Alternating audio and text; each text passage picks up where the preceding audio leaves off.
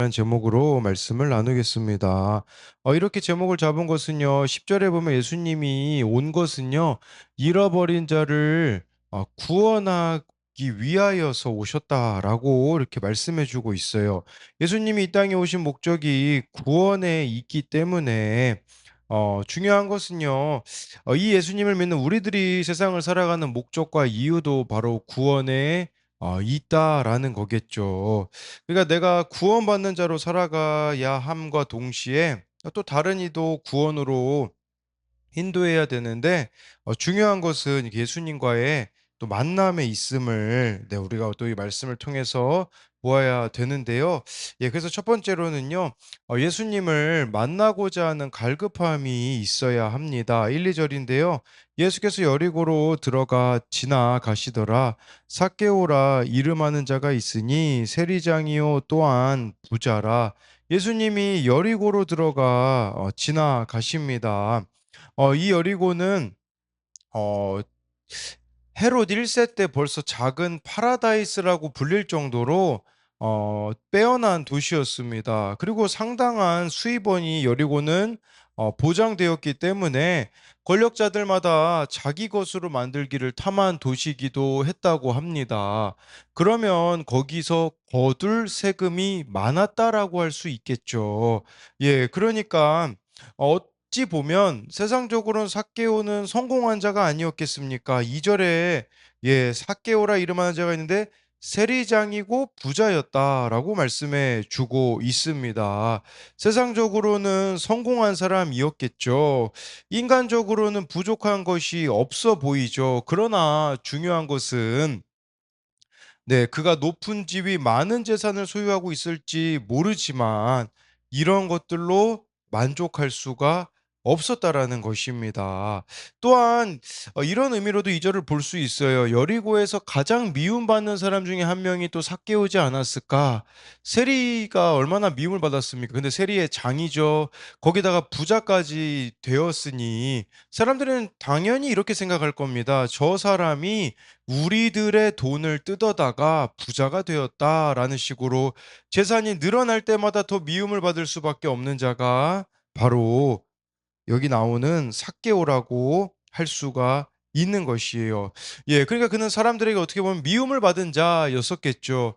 그리고요, 사람들에게만 미움을 받은 게 아니라 자기 자신도 미워했을 겁니다. 왜냐하면 그의 이름이 삭개오지 않습니까? 삭개오라는 이름의 뜻은 의로운 사람, 순결한 사람, 이런 의미를 가지고 있어요. 근데 그 이름하고는 너무나도 동떨어진 자신의 삶을 보며 자기를 혐오할 수밖에 없는 그 사람이 바로 삭개오가 아니었겠습니까? 그러니까 이런 사람은요, 고립될 수밖에 없는 것이겠죠. 사람들의 멸시와 경멸을 피하려고 자신의 이런 부끄러운 모습을 가리려고 고립된 생활을 택했을 것입니다. 삭개오는 모든 것이 인간적으로는 갖춰진 것 같을 수 있으나 그것들이 자기 영혼을 만족시킬 수 없다는 사실 때문에 예수님을 만나려고 합니다. 그게 바로 3-4 절에 나오는데요. 그가 예수께서 어떠한 사람인가 하여 보고자 하되 키가 작고 사람이 많아 할 수 없어 앞으로 달려가서 보기 위하여 돌무화과 나무에 올라가니 이는 예수께서 그리로 지나가시게 되밀어라. 삭개오는요, 예수님에 대한 갈급함이 있었습니다. 그 전에는 세상의 성공에 대한 갈급함이 있었을 겁니다. 그러니 그가 세리장이고 부자가 되었겠죠. 그런데 이제 그 갈급함이 예수님을 만나고자 하는 갈급함으로 바뀌었습니다. 여러분, 이 갈급함만 있다면 중요한 것은요, 장애물들은 문제가 되지 않는다라는 겁니다. 그가 예수님을 만나려고 하는데 장애물들이 얼마나 많이 있습니까? 우선 그는 키가 작습니다. 내적인 장애물이 있었다라고 볼 수 있겠죠. 또한 사람이 많아 할 수 없어라는 것은요.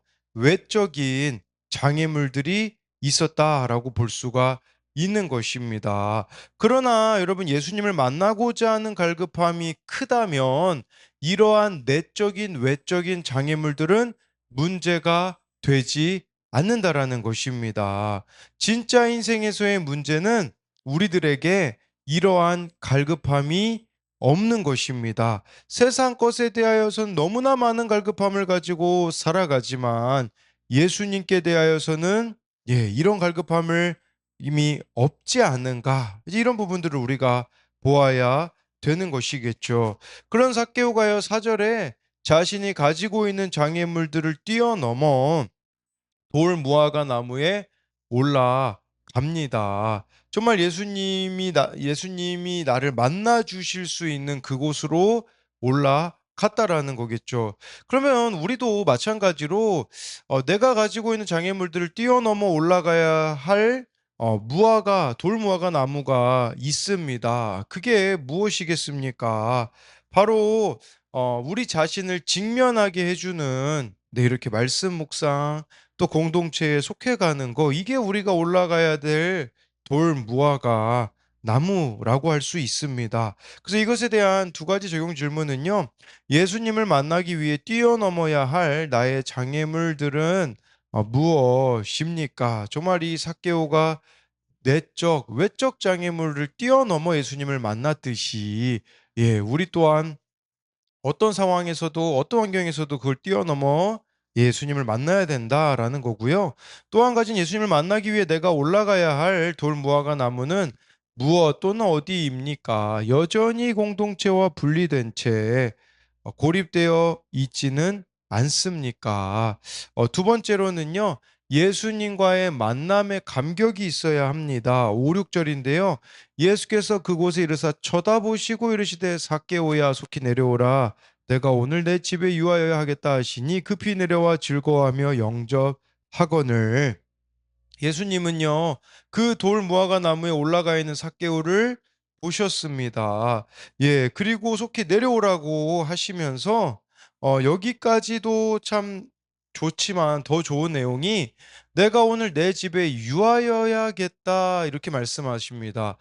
이 집에 머문다라는 것은 그저 네 단순한 것이 아니었었거든요. 이것은 그와 교제하기를 원하신다라는 것입니다. 아마 삭개오는 몸둘 바를 몰랐을 겁니다. 어떻게 나 같은 이런 죄인하고 예수님이 교제하기를 원하시는가라겠죠. 근데 예수님은 먼저 교제하셨다라는 이 부분에 우리가 생각해 봐야 됩니다. 우리는 삭개오 같은 사람이 있다면요. 만나지 않을 여러 가지 이유들을 댈 겁니다. '이 사람이 이런 죄를 짓고 있기 때문에 저런 죄를 짓고 있기 때문에.'라고 말할 수 있겠지만 여러분 중요한 것은 예수님은요. 죄에 대한 지적을 먼저 하시기 전에 그와의 만남을 중요하게 여기셨다라는 거겠죠. 이런 의미도 될 수 있을 겁니다. '예수님과의 만남이 회개를 불러일으킨다.'라는 거죠. 그래서 그런 부분들을 우리가 생각해 볼 수가 있는 거겠죠. 그랬을 때 삭개오가 6절에 보니까요. "급히 내려왔다."라고 말씀해 주고 있잖아요. 즉각적인 순종, 즉각적인 반응이 그에게 있었다라는 겁니다. 즐거워하며 영접하거늘 여러분 우리에게도요.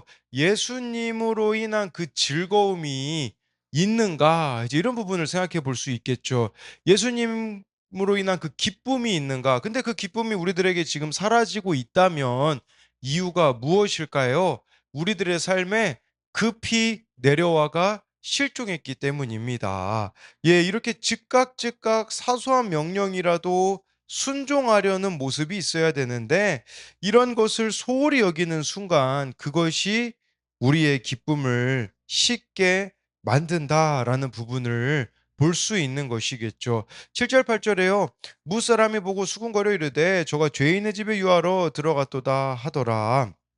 삭개오가 서서 주께 여짜오되 주여 보시옵소서 내 소유의 절반을 가난한 자들에게 주겠사오며 만일 누구의 것을 속여 빼앗은 일이 있으면 내 갑절이나 갚겐 나이다. 이렇게 무사람들이 보고 수군거렸다고 하는데 이 사람들이 누굴까요? 한 두 종류 사람으로 좀 추정해 볼 수 있습니다. 첫 번째는 삭개오 이 여리고 주민들이었을 겁니다. 삭개오가 세리임을 알고 있었던 여리고 주민들이었을 것인데 그들의 반응으로는 당연히 그 당시 세리는요. 죄인으로 간주되었고 유대인들은요 죄인의 집에 들어가 교제하는 것을 금기시했기 때문에 이렇게 삭개오의 집에 들어가는 것에 대하여서 이 사람들이 이런 평가를 내렸다라는 거겠죠. 또 이 수군거리고 있는 사람들은 누구라고 추정해 볼 수 있냐면요. 지금 예수님이 예루살렘을 향해 가고 계시잖아요. 예루살렘의 유월절에 유월절 어린 양이 되시지 않습니까? 예수님께서. 그러니까 그 당시 유월절 잔치에 참여하고자 예루살렘을 향해 순례의 길을 걷고 있는 사람들이라고 할 수가 있습니다. 이렇게 예루살렘에 그 유월절 지키러 가는 사람들이었기 때문에 이들은 열심히 있는 사람들이 아니었겠습니까? 그런데요, 아이러니하게도 그들의 마음은 불평, 불만으로 가득해 있었다라는 겁니다. 왜냐하면 그들은 예, 종교인이었기 때문이라는 것이겠죠.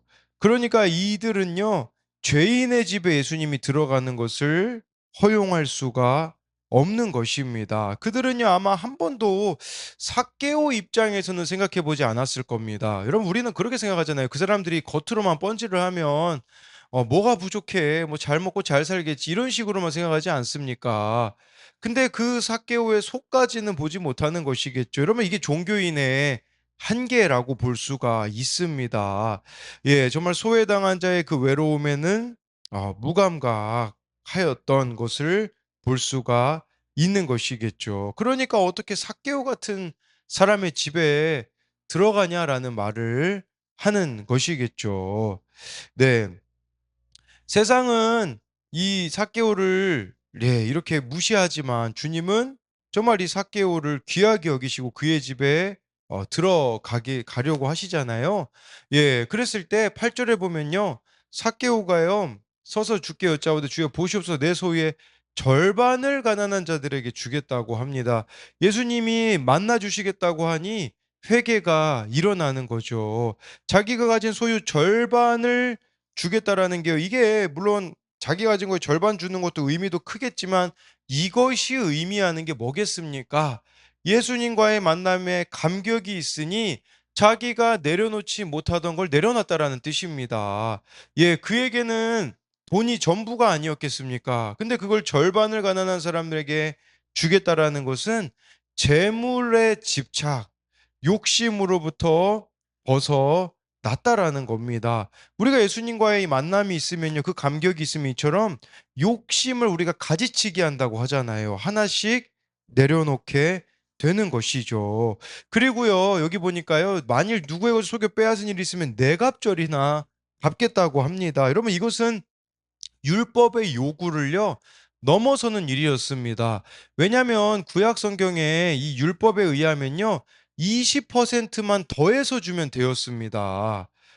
그러니까 20%만 더해서 주면 됐는데 지금 네 갑절이나 갚겠다라고 이렇게 말하고 있는 것은 율법의 요구를 넘어서게 한다라는 것을 보여주고 있는 것이겠죠.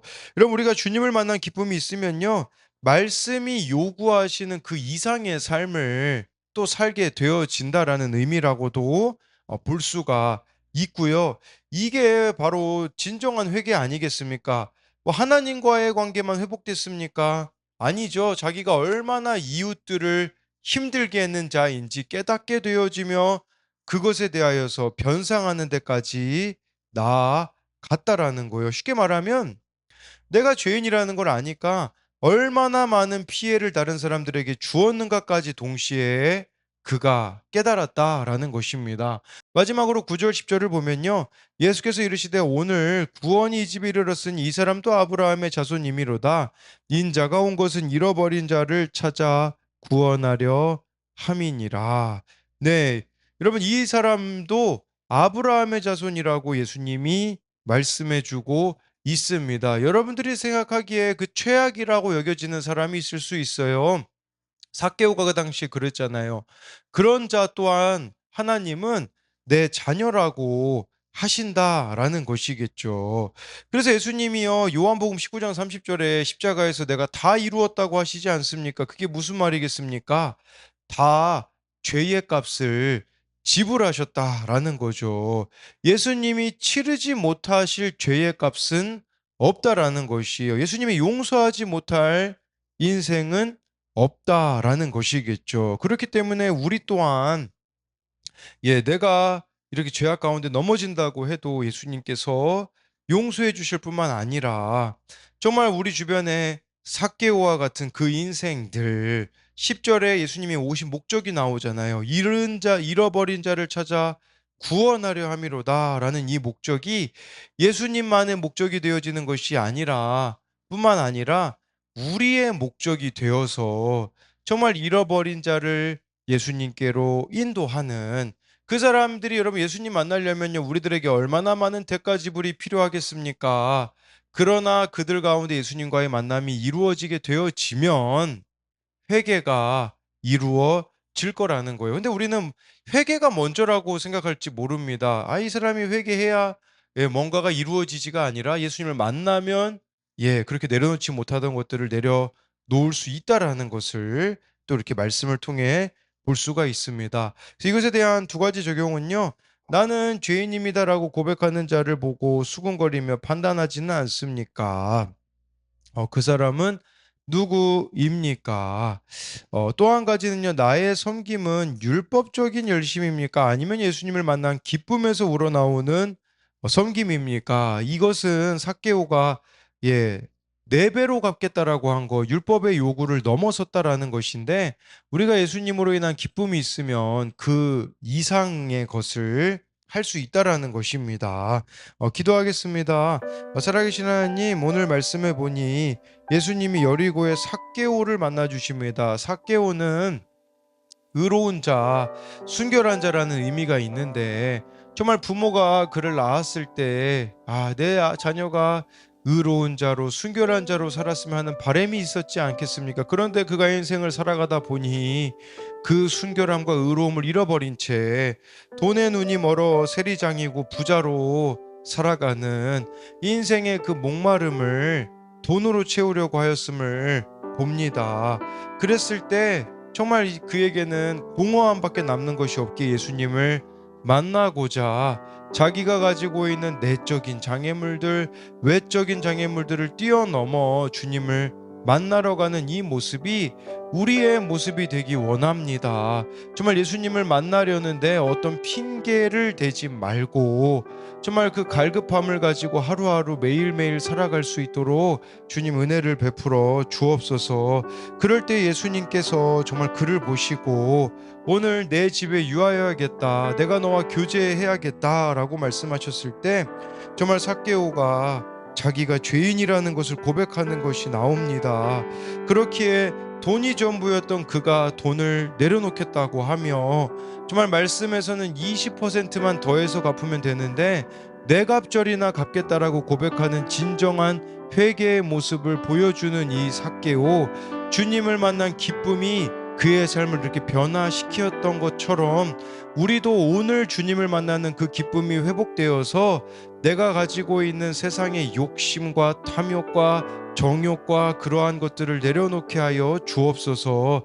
뿐만 아니라 예수님이 이 땅에 오신 것은 잃어버린 자를 구원하기 위함이기에 나 또한 정말 내 주변에 잃어버린 자들을 예수님께로 인도하는 또 하루가 되어지게 하여 주실 것을 믿으며 살아계신 예수님 이름으로 기도드립니다. 아멘.